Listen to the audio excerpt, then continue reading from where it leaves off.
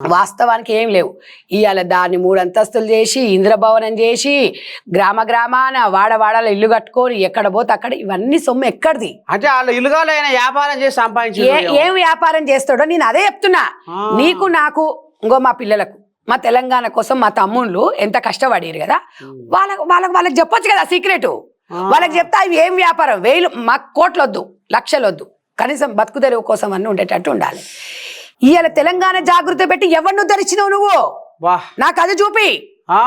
నువ్వు తెలంగాణ జాగృతి పెట్టి తెలంగాణ రాష్ట్రాన్ని దోసుకుంటే మీ నాయన నువ్వు తెలంగాణ ఉద్యమకారుల పిల్లల జీవితాలతో ఆడుకున్నావు, మాలాంటి వాళ్ళ జీవితాలు నాశనం చేసినావు. నీ ఎంబడి తిరిగి నీతో చేసి ఎట్టి సాకిర్లు చేసినాం, అయినా మేము బాధపడలా. తెలంగాణ రాష్ట్రం కోసం మేము ఈరోజు ఉద్యమం చేసినాం, నీలాగా పదవుల కోసం మేము డబ్బుల కోసం చేయలేదు. ఇవాళ తెలంగాణ రాష్ట్రం ఒక్కటే తాత, నువ్వు ఎన్ని వేలు ఉండని ఎన్ని డబ్బులు ఉండని, డబ్బుంటే మనం ఏదో మన దగ్గర డబ్బు అనేది ఒక అవసర వస్తువు. ఒక మాట అనేది నువ్వు సచ్చినప్పుడు నీ ఎంబడి ఎంతమంది వస్తున్నారని చూసుకోవాలి. ఇవాళ నువ్వు తెలంగాణ జాగృతి ఒక రాజు కేసీఆర్ బిడ్డవు, నీది ఒకసారి నీ ఐపు చూసుకో. భాష చూడు అన్నట్టుగా ఆమె దిగొస్తుంటే ఇట్లా వచ్చేది. ఇవాళ నువ్వు పోయి ఇల్లు ఆడుకున్నా నేను ఎవడు చూస్తలేడు.